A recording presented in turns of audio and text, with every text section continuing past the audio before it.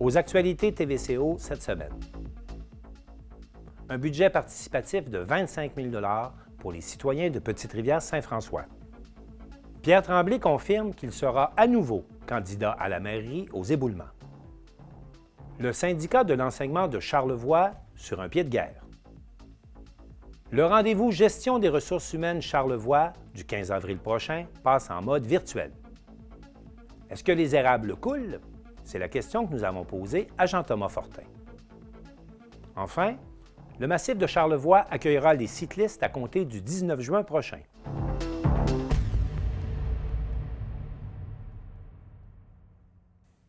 La Ville de Petite-Rivière-Saint-François innove en proposant à ses citoyens un budget participatif. Élisabeth Pailleur nous explique. La municipalité de Petite-Rivière-Saint-François offre pour la toute première fois un budget participatif de 25 000 $ à ses citoyens. Une initiative encourageante, selon Marc Bertrand. Un fonds qui est destiné aux citoyens afin que les citoyens puissent eux-mêmes développer leurs propres projets. C'est une façon un peu d'impliquer les gens dans l'appareil municipal et d'avoir des réalisations concrètes qui sont de leur propre chef sur le terrain. Et on demande en cette première année 2021 que ce soit dans le domaine de la culture, des loisirs, des sports. Cette nouveauté s'adresse à un ou plusieurs projets et doit inclure une propriété municipale. J'ai eu vent de certaines initiatives au plateau, j'appelle le plateau des sports et loisirs de la municipalité, là, tout près de l'hôtel de ville, parce que ça peut être des événements, ça peut être des constructions. J'ai eu vent aussi d'initiatives du côté de la maison Gabriel-Leroy, propriété de la municipalité, où il y a quand même en ce moment là, un engouement, une volonté de développer. Donc, on a quand même des beaux terrains ici. Là. Sincèrement, je découvre quasiment chaque semaine. Les citoyens intéressés sont invités à se manifester à compter du 12 avril et doivent s'assurer que le projet est réalisable en 2021. La municipalité souhaite améliorer la participation citoyenne sur le territoire. C'est pourquoi Marc Bertrand recommande de remplir le formulaire. C'est vraiment pour rapprocher les citoyens de l'appareil, sincèrement. C'est ce que j'ai senti. Et on me dit que c'est ce genre de budget-là, c'est quand même, ça existe dans d'autres municipalités. Moi, personnellement, je n'avais jamais vu ça. Et j'ai été surpris de l'ampleur du montant pour une petite municipalité comme Petite-Rivière-Saint-François. J'ai pas eu tant de demandes d'informations jusqu'à date, mais j'imagine qu'il y a des gens qui réfléchissent. Il y en a quelques-uns sûrement. Puis je vous invite à le faire parce que sincèrement, c'est vraiment un budget qui dit on a 25 000 $, dites-nous ce que vous souhaitez faire sur nos propriétés.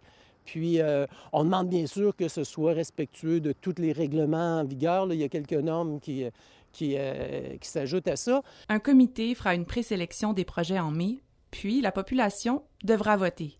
Ce n'est qu'à partir du 8 juin que les projets retenus seront dévoilés. Rendez-vous sur le site de la municipalité pour plus d'informations. Élisabeth Pailleur pour TVCO.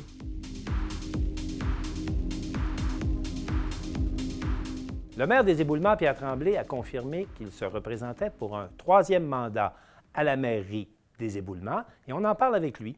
Pierre Tremblay, bonjour. Bonjour. Monsieur le maire, qu'est-ce qui vous amène à solliciter un troisième mandat? Bien, après mûre réflexion, j'ai quand même regardé le travail qui a été fait au cours de ces 8 dernières années. Oui. Je constate qu'avec le travail d'équipe, il y a eu quand même des bonnes choses qui ont été faites, des choses qui ont amélioré le service, la qualité de vie des citoyens. OK. Et à ce moment-là, bien, je calcule que je suis encore en mesure, j'ai encore la flamme pour essayer de redonner aux citoyens des Éboulements. Quels sont les dossiers et les projets que vous aimeriez réaliser au cours des 4 prochaines années? En fait, le dossier principal, c'est peut-être de ramener un peu plus de terrain ou en fait de constructions qui sont adaptées pour les jeunes familles, de logements. Tout le monde est au courant qu'aux Éboulements, on possède 2 domaines, Oui. 2 projets avec des promoteurs indépendants, soit la Seigneurie et le domaine de Charlevoix. Et ce sont des résidences de prestige quand même qu'on retrouve là. Exactement, Oui. je le confirme. Alors, c'est probablement d'essayer d'amener aussi la construction au niveau du périmètre urbain. Un des dossiers aussi intéressants, c'est primordial, c'est améliorer la qualité des installations pour les loisirs. Oui. Mais aussi en coopération avec le camp de Manoir. Vous savez que maintenant, la municipalité a acquis le site du camp de Manoir. Maintenant, sur le dossier de la côte à Godin, qu'est-ce qu'on peut envisager dans les 4 prochaines années? Comment vous voyez ça? En fait, c'est des dossiers qui sont actifs actuellement. Oui. Et ce qu'on envisage, en fait, c'est la réouverture, mais pas à n'importe quelle condition. Alors, on aura à prendre position incessamment. Et l'autre dossier aussi qui est assez actif, c'est la rénovation ou en fait la mise à jour du quai de Saint-Joseph-la-Rive. Alors, Oui. il y a déjà une étude d'opportunité. Oui. Et moi, à ce niveau-là, je vois d'autres opportunités pour Saint-Joseph-la-Rive, quel que soit le positionnement de la Société des transports. Société, pardon, des traversiers. Mais on a un peu l'impression dans ce dossier-là qu'on analyse une deuxième hypothèse, parce que quand on fait des études, ça nous prend 2 hypothèses. Mais dans les faits, est-ce que c'est pas un ballon un peu qui est lancé? Parce qu'on voit difficilement comment la traversée pourrait aller ailleurs qu'à Saint-Joseph-de-la-Rive. Vous n'avez pas l'impression qu'on s'excite autour de quelque chose qui est dans le fond un ballon, là, un ballon d'essai? Bien, c'est justement, moi, je prends plus l'idée de dire on va faire l'étude, puis on va y aller calmement, puis on va regarder justement les possibilités. Je ne croirais pas. Je pense qu'avec cette étude-là, on va être beaucoup plus en mesure de juger, de se projeter dans l'avenir aussi. Parce que moi, ce que je remarque depuis les 8 dernières années, c'est que l'achalandage augmente régulièrement. Alors, on a quand même une problématique à ce niveau-là ici, dans le secteur, lorsque la file d'attente est beaucoup trop longue. Sur un autre aspect, on sait que votre nom circule à la préfecture, donc pour être préfet de la MRC, mais avant de vous poser la question sur vos intentions, j'aimerais que vous m'expliquiez comment ça fonctionne au niveau de la MRC. La ville de Baie-Saint-Paul, à cause de sa population, a comme un droit de veto sur l'ensemble des décisions à la MRC. Dites-moi un peu comment ça fonctionne. Bien, en fait, ce qu'on cherche, avant que la ville de Baie-Saint-Paul utilise son droit de veto, c'est-à-dire qu'elle a double votation, ce qu'on essaie de travailler, ce qu'on a toujours fait, en tout cas ce que j'ai eu connaissance depuis mes 8 dernières années, c'est qu'on essaie de trouver un consensus. Et à partir de là, effectivement, oui, la ville de Baie-Saint-Paul pourrait utiliser son droit de veto, son droit de double votation. Depuis les 8 dernières années, ce n'est pas arrivé au niveau du Conseil des maires depuis les 8 dernières années que j'en fais partie. Et d'ailleurs, le maire de Baie-Saint-Paul n'a pas siégé depuis de très longues années comme préfet de la MRC non plus. On a toujours préféré choisir un maire des autres municipalités que de Baie-Saint-Paul. Est-ce que vous pensez que ça aide à tenir un certain équilibre dans notre MRC? Bien, je crois que oui, puis je pense sur la volonté aussi de l'ancien maire, de Jean, de M. Fortin, à l'idée de conserver cet équilibre-là, justement. Il faut quand même penser que c'est la ville centrale, c'est la ville centrale de la MRC, de Charlevoix. Et bien à ce niveau-là, bien, est-ce que Baie-Saint-Paul gagne, les autres municipalités aussi, on est gagnant. Alors, selon mon optique et selon ma vision, je pense qu'il faut sortir des discussions au niveau de la MRC lorsqu'on est gagnant-gagnant. Et c'est ça qui vous incite à dire oui, je pourrais être intéressé à aller vers le poste qui est actuellement occupé par Claudette Simard? Oui, d'essayer justement de conserver cette attitude-là de travailler régionalement, oui. Dites-moi, d'ici aux prochaines élections, quel genre de campagne ferez-vous auprès de vos citoyens? Bien, on va essayer de mentionner ce qu'on a déjà fait comme expérience. Ça, c'est toujours partant. Et aussi d'amener une vision, continuer à vérifier aussi ce que je pense, ce qui est possible d'amener au point de vue municipal, bien, vérifier auprès des citoyens. Alors, s'il faut, si j'ai de l'opposition, bien, on va faire du porte-à-porte. On va encore une fois présenter un programme qui est visible, qui est réalisable aussi. Alors, Monsieur le maire, merci beaucoup d'avoir fait le point avec nous aujourd'hui. Je vous souhaite une bonne campagne électorale, avec ou sans opposition. Bien, merci bien. Au merci plaisir. Merci de nous offrir cette possibilité de s'exprimer. Merci. Ça nous fait plaisir, M. Tremblay. Alors, c'était Pierre Tremblay, le maire des Éboulements. Qualité de l'air dans les écoles, qualité de l'eau dans les abreuvoirs, mandat de grève, les enseignants du Centre de services scolaires de Charlevoix sont inquiets et Elisabeth Pailleur fait le point. Je suis avec Monique Brassard, qui est la présidente du syndicat de l'enseignement de Charlevoix. Bonjour, Madame Brassard. Bonjour. D'abord, j'aimerais savoir, qu'est-ce que vous pensez des enseignants qui ne sont toujours pas vaccinés? Croyez-vous qu'ils devraient faire partie du groupe prioritaire? Oui, en fait, on est un peu déçus des dernières annonces. On s'attendait vraiment à avoir une date précise, mais finalement, bien, on est encore déçus parce que ça fait plusieurs semaines, même des mois, qu'on nous dit qu'on va faire partie des priorités pour la vaccination. On est sur la liste, mais on n'a pas de date encore, fait qu'on est très déçus. Les profs sont inquiets et on est déçus, en effet. Au niveau des établissements scolaires, là, il y a un bilan qui est sorti dernièrement sur la qualité de l'air, également sur la qualité de l'eau dans les écoles dans Charlevoix. Est-ce que vous trouvez que ces mesures-là sont bien ou est-ce qu'il manque des informations? Est-ce que c'est bien fait ou au contraire, là, vous trouvez au niveau du syndicat qu'il devrait avoir plus de travail à ce niveau-là? Moi, je peux vous dire qu'au niveau du centre de services scolaires, ils ont fait ce qui est en leur pouvoir. Ça vient pas, c'est pas régional le problème. C'est une question. Ça fait plusieurs années qu'on parle de la qualité de l'air dans les écoles. La qualité de l'eau, c'est nouveau, mais il y a des centres de services scolaires qui ont eu des plus grands problèmes que chez nous. Mais je peux vous dire qu'on a un comité SST là, au centre de services scolaires avec le syndicat et l'employeur. Oui. Puis on a travaillé pour ça, puis ils nous ont présenté tout ça. Ça a été fait en toute transparence. Les tests, c'est sûr que si on fait le lien avec la COVID pour les tests d'air, on trouve que c'est pas suffisant. Ça devrait, mais ça, c'est pas le centre de services scolaires qui...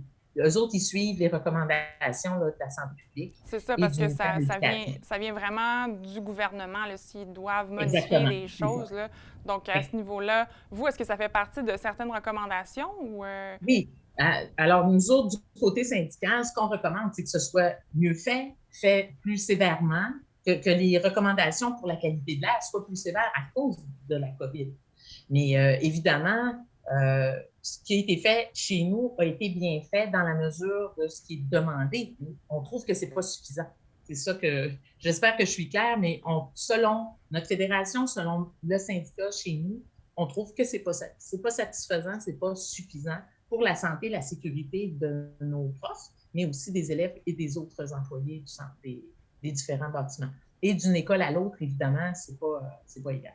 C'est ça, exactement. Puis au niveau du personnel professionnel qui actuellement est un peu en état de crise, est-ce que vous pouvez me dire un peu c'est quoi un peu la situation puis pourquoi ils sont un peu devant un mur actuellement? Vous savez, nos demandes syndicales, les professionnels sont dans la même centrale syndicale que les enseignants dans Charlevoix. Nous faisons partie, les deux corps d'emploi de la CSQ. Eux ont une fédération, la Fédération des professionnels du Québec.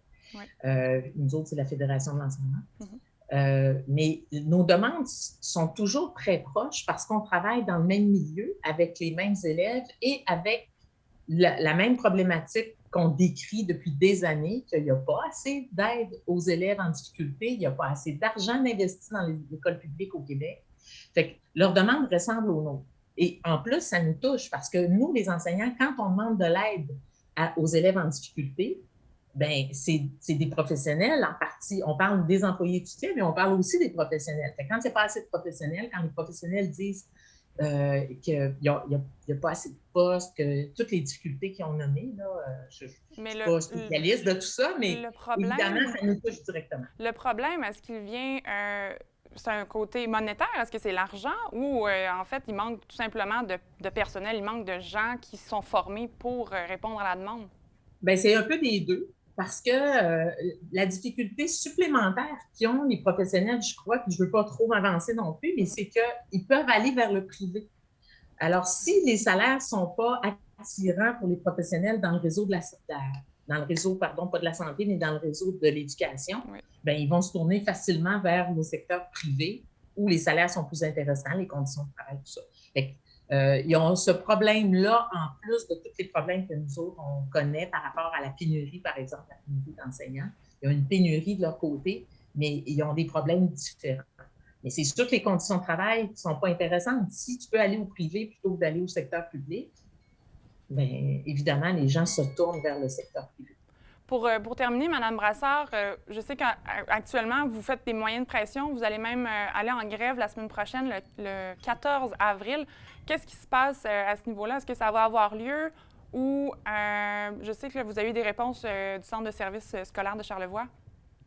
En fait, on a déposé notre avis de grève le 1er avril. Oui.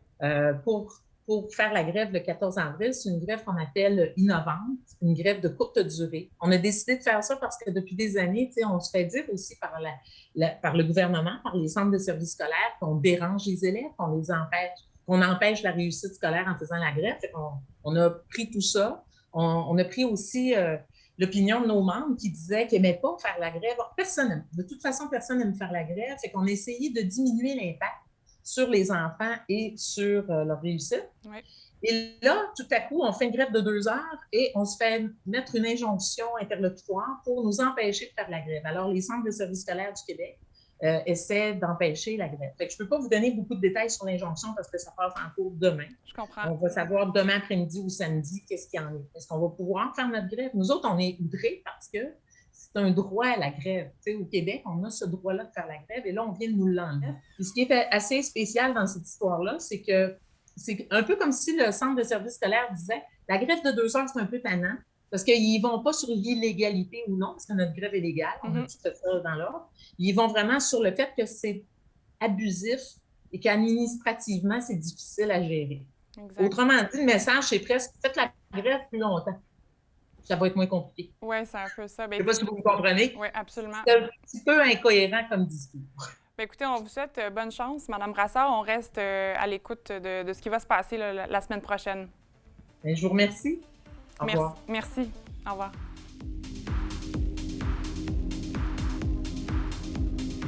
En période de pandémie, la gestion des ressources humaines est tout un défi pour les gestionnaires. Et pour les aider, eh bien, les partenaires de Charlevoix vous convient au rendez-vous gestion ressources humaines de Charlevoix qui va se dérouler le 15 avril prochain. C'est un rendez-vous, bien sûr, cette année virtuel. Et pour nous en parler, j'accueille Lynne Tremblay, qui est la directrice Service Québec pour les bureaux de Lamalbaie et Baie-Saint-Paul. Madame Tremblay, bonjour. Bonjour. Madame Tremblay, c'est quoi les principaux défis des gestionnaires de ressources humaines en période de pandémie? Bien, en fait, vous savez, on a vécu une foule de changements dans leur dernière année. Ça, Oui. c'est pas un secret pour personne. Donc, évidemment, vient avec ça, pour les gestionnaires, toute la gestion, non seulement des opérations, mais des émotions que ça suscite chez leurs employés aussi, du stress, donc des changements importants dans un court laps de temps. Donc, cette année, au niveau du rendez-vous en gestion des ressources humaines, on a sauté sur l'occasion, évidemment, même s'il n'y avait pas de rassemblement qui pouvait avoir lieu. Il y a tout de même un rassemblement virtuel qui va avoir lieu le 15 avril prochain. Et on trouvait que c'était tout à propos, effectivement, de poursuivre les activités du rendez-vous, vu ces défis-là qui se présentent. Et quels sont les ateliers et les conférences que vous proposez aux gestionnaires cette année?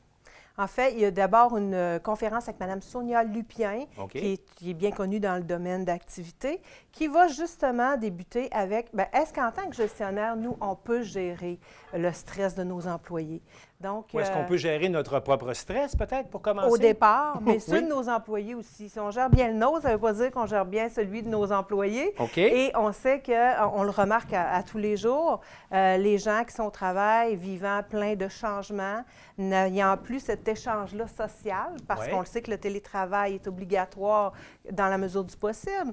Donc, ça vient avec plein de changements au niveau technologique, ces choses-là, toute l'adaptation sur les nouveaux modes de fonctionnement. Donc, on le sent à tous les jours, le niveau de stress des employés qui doivent s'adapter continuellement est à un niveau très important. On sait qu'il l'était déjà avant, que c'était une des principales... bref, il y avait beaucoup de sous associés au niveau du stress en milieu de travail pour les entreprises. Donc maintenant, on sait qu'on s'attend aussi quand le retour va se faire, que ça va être encore un gros changement pour les gens. Donc, le niveau de stress ne baissera pas. Et vous allez aussi cette année aborder le thème du leadership en ces périodes particulières. Qu'est-ce qu'on peut proposer aux gestionnaires là-dessus?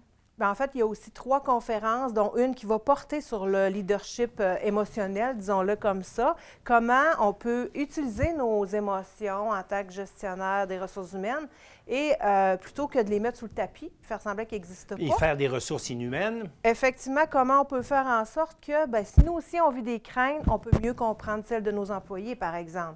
Donc, le fait d'être franc avec nous-mêmes et avec nos émotions peuvent nous amener à mieux intervenir auprès de nos ressources. Donc, c'est un autre sujet qui va être abordé cette année.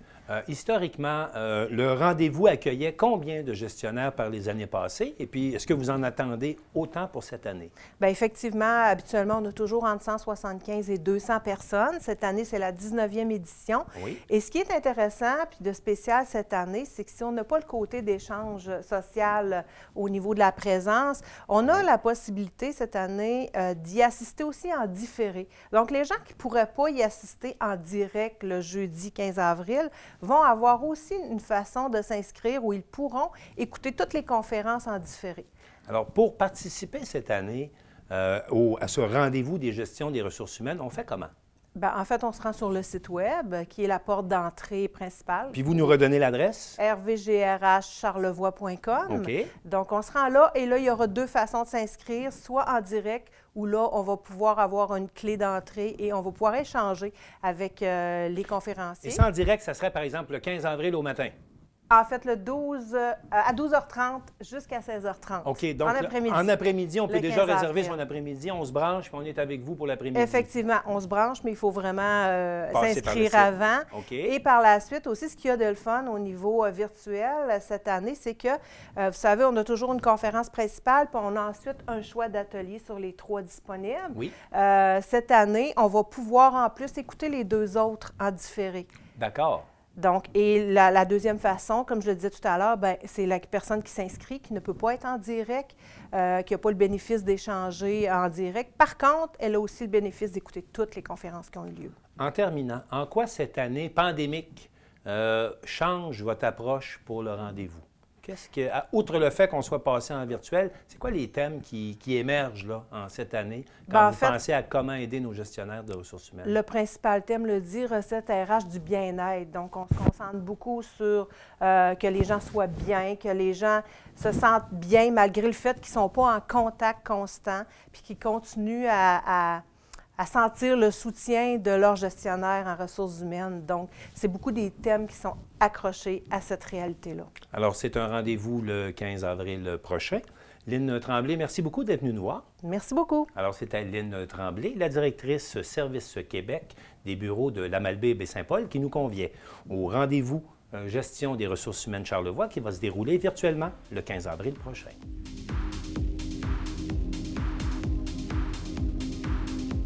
Comment se déroule la saison des sucres? On en a parlé avec Jean-Thomas Fortin.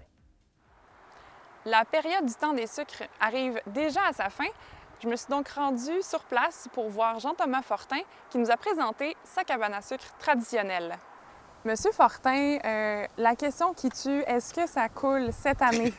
Oui, ici, là, ça a vraiment été une bonne saison. Surprenamment, parce qu'on s'attendait vraiment, lorsqu'on a entaillé, que ça n'aurait pas été une saison super à cause qu'il faisait chaud.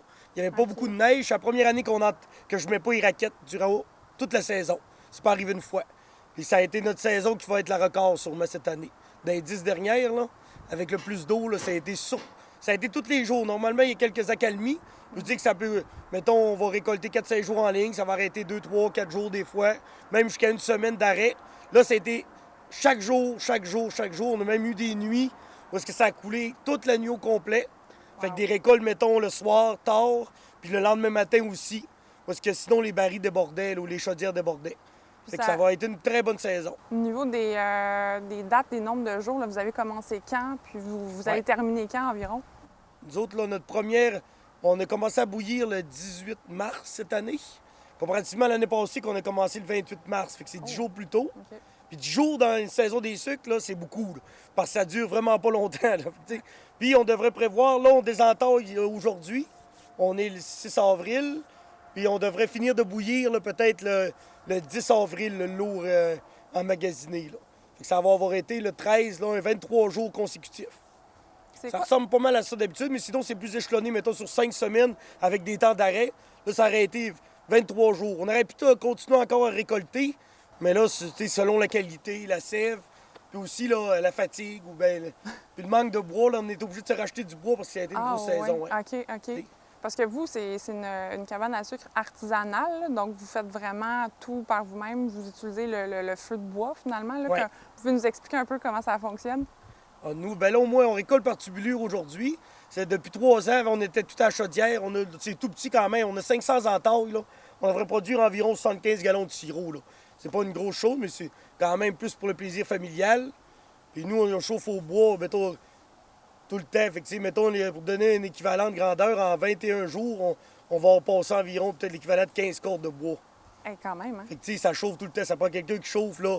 Aux 5 minutes, là, tu rajoutes du bois, le bois ne finit plus, là. Est-ce que vous êtes seul à travailler dans la cabane ou vous avez de l'aide? Non, j'ai de l'aide. J'ai mon père qui m'aide beaucoup avec moi. J'ai mon beau-père aussi, ma copine, ma mère. Là, depuis 2 ans, on a moins d'aide des amis puis tout ça parce que là, il y a une pandémie, fait que là, on est fait, là. Tu sais, la base des sucres, c'est de faire venir plein de monde, faire des parties de sucre, tout ça. Là, c'est beaucoup plus tranquille cette année. Mais là, avec les tubulures, c'est plus facile. C'est juste qu'on se relaye pour chauffer.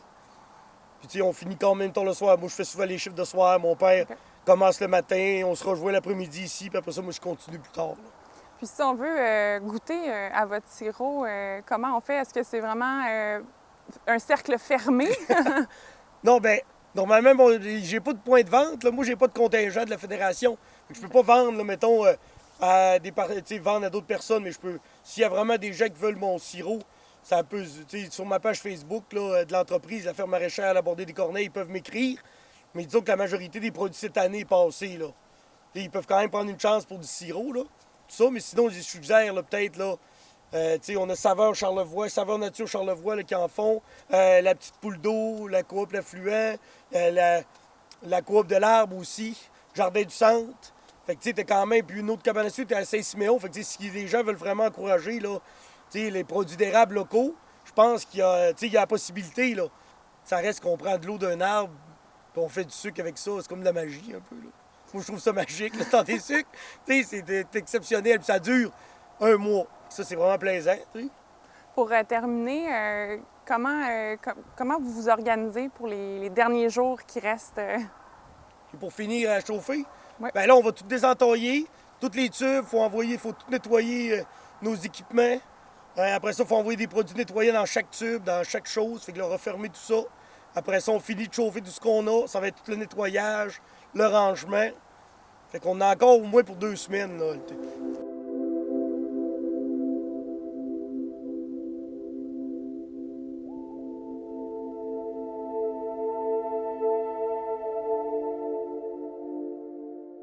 C'est maintenant le moment de parler de sport local, mais également du sport des grandes ligues en compagnie de Maxime Jodoin. Maxime, bonjour. Bonjour, Martin. Maxime, permettez-moi d'abord, joyeux anniversaire. Merci, c'est très gentil. Merci beaucoup. Joyeux anniversaire. Je suis content de voir qu'il n'y a pas juste les vieux qui vieillissent, les jeunes vieillissent aussi. Oui, bien, on vous rejoint quand même, mais bon, on suit le train-train quotidien.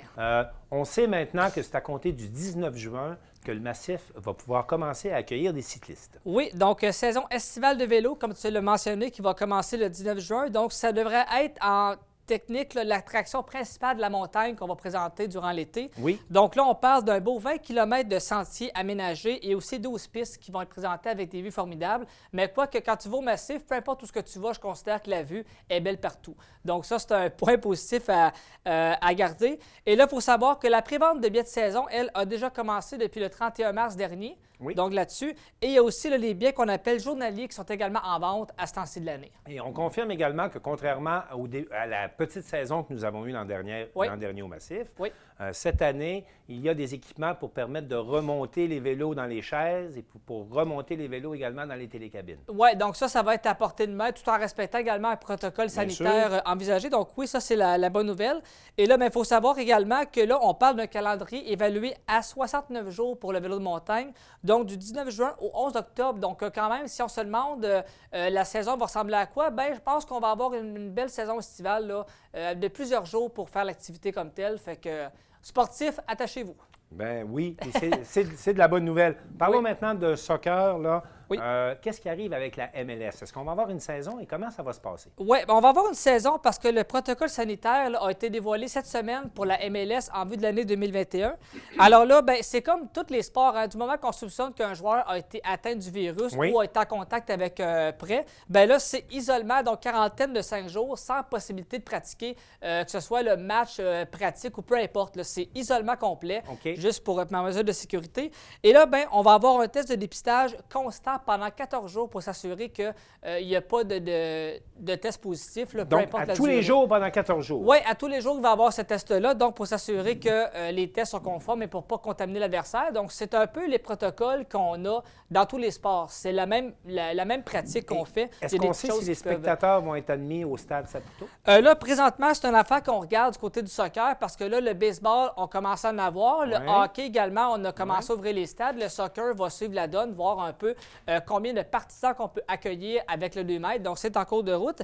Et aussi, ce qui est drôle, c'est que le protocole au soccer a été traduit en 3 langues, français, anglais et en espagnol, pour être sûr que tous les joueurs et les entourages comprennent les règlements parce qu'il y a beaucoup d'Espagnols au soccer, on ne se cachera pas. Je pense que c'est le sport qui en a le plus. Alors ça a été fait. Et là, j'avais rappelé que l'année commence le 16 avril pour la MLS et le FC Montréal, eux, entrent en action le 17 avril à Miami contre Toronto FC. Donc, un début de saison très prochain. Pour le Montréal Football Club. Montréal Football Club. Il faut s'habituer avec le nouveau titre. Hein? Même moi, des fois, je l'échappe encore. Il faut s'habituer. Parlons maintenant de nos favoris, les Canadiens de Montréal. Oui. Il semblerait qu'ils sont constants dans l'inconstance. Oui, bien, c'est le beau terme. Oui, donc là, on est sur une séquence un peu glissante parce que là, on a 3 défaites en 4 matchs. Par contre, on a de la difficulté à créer des chances de marquer. Là, c'est des erreurs défensives, des erreurs de base technique. Le point positif, c'est que oui, on a des déficits de seulement par 1 ou 2 buts, donc des 4-3, des 3-2, etc. Mais n'empêche qu'au classement global, ça reste des défaites et ça reste que ça fait mal parce que c'est des matchs en main qu'on perd. C'est des points importants au classement qu'on perd. La bonne nouvelle, c'est que là, il reste environ peut-être là, 1 mois, grosso modo, de hockey à jouer. Et dans la division Nord, les 4 premières places, là, on parle de Toronto, Edmonton, également, là-dedans, il y a Winnipeg et Montréal. Donc, la bonne nouvelle, c'est que les 4 places, les 4 équipes devraient rester en place. Ils devraient faire les séries comme telles. Là, ce qui va rester à voir, c'est quelle équipe va finir 1, 2, 3, 4, là, où c'est un petit peu un puzzle. Ouais. Mais le point positif, c'est que malgré tout, on devrait faire les séries, à moins, bien sûr, qu'on parte sur une pente glissante de pratiquement 8 défaites de suite, ce que j'espère qu'il n'y arrivera pas. Mais là, il faut savoir que les 6 prochains matchs vont se jouer à Montréal. Oui. Donc là, il faut jouer peut-être pour une fiche de 500 et plus si on veut garder du moins la constance là, de la 4e place. Il y a beaucoup de questions qui se posent au sujet de la saison des Canucks de Vancouver. Oui, on parle de plus d'une vingtaine de cas de COVID à l'intérieur de l'équipe. Oui. Certains sont même en train de dire on n'est pas sûr que les Canucks vont pouvoir terminer la saison parce que le club est décimé. Absolument. Bien, écoute, ces 20 joueurs, c'est pratiquement tout le club là, qui est contaminé par même les entraîneurs, tout ça. Donc là, ça a été sur pause. Je pense qu'on a raté peut-être encore cette semaine. Il y a des rencontres là, face aux Flames qui ont été cancellées. Là, présentement, on a dit que depuis 24 heures, on n'a pas de nouveaux cas qui ont été testés positifs. Donc, OK, au moins, il y a ça de prix. Donc là, ça va être de voir au fil des semaines si on va pouvoir commencer à redescendre la pente. Mais c'est sûr et certain que là... on ne voit pas le bout, là. Bien, pour les Canucks, là, même, oui, c'est pour ça qu'on a commencé à dire que c'est en péril, parce que les Canucks, ces matchs-là, il faut qu'ils reprennent. Mais là, le calendrier continue, les parties, tu sais, commencent à rétrécir. Mais à tous les fois qu'il y a un nouveau cas, le protocole se rallonge. Et voilà, et voilà. 14 jours c'est ça. Donc, à chaque fois, donc, c'est pour ça qu'ils ont dit que les Canucks, c'est un peu en péril pour la saison. Là, on n'a pas encore eu d'annulation formelle, parce que là, bon, il y a eu un statu quo pour les cas positifs. Donc là, ça va être de voir pour les prochaines semaines, est-ce qu'on va être capable de descendre ça? Si oui, tant mieux. Mais présentement, là, c'est un peu, je dirais, je vais dire, c'est un petit peu une question de survie pour les Canucks. C'est l'expression do or die qu'on appelle. Là. Ouais. Donc là, je pense que Vancouver sera rendu à cette limite-là. Alors, je pense que ça va être d'ici la fin du mois d'avril qu'on va voir un peu est-ce qu'on joue encore ou si malheureusement on annule pour les Canucks ce qui va arriver. Et par ailleurs, on approche dans la Ligue nationale de hockey de la date limite pour les transactions. Oui. On ne peut pas croire que Bergevin va encore rajouter des joueurs, mais est-ce qu'il pourrait s'en départir de quelques-uns? Comment vous voyez ça? Oui, bien là, au début, on disait qu'avec l'arrivée d'Eric Staal, la marge de manœuvre était très mince. On parlait de Lekonen qui, lui, gagnait un salaire de 2 millions qui pouvait être admissible. Ouais. Mais là, il faut rappeler que Gallagher, lui, a été blessé pour 6 semaines. C'est une fracture de la main droite ou de la main gauche. Du pouce. Du pouce, effectivement. Oui. Donc là, vu qu'il est blessé à long terme, ça veut dire que son salaire ne compte plus sur la masse salariale qui était, je pense, évaluée à 6,5 millions. Donc, en ce moment-là, Bergevin, lui, ça lui donne la marge de manœuvre de plus pour aller bouger. Donc, avec cette blessure-là, est-ce qu'il va pouvoir aller chez, un exemple, un défenseur? Parce qu'on sait qu'à la défensive, ça torde un peu, là. Alors ça pourrait être jusqu'à quelle date pour bouger? Là, la limite, c'est le 12 avril qu'on est fixé pour bouger. Alors là, on pense qu'avec la blessure de Gallagher, ça pourrait donner une carte de plus à Bergevin pour se faire. Et je suis convaincu que s'il peut le faire, bien, il va le faire. Là, parce que défensivement, ça tarde un peu.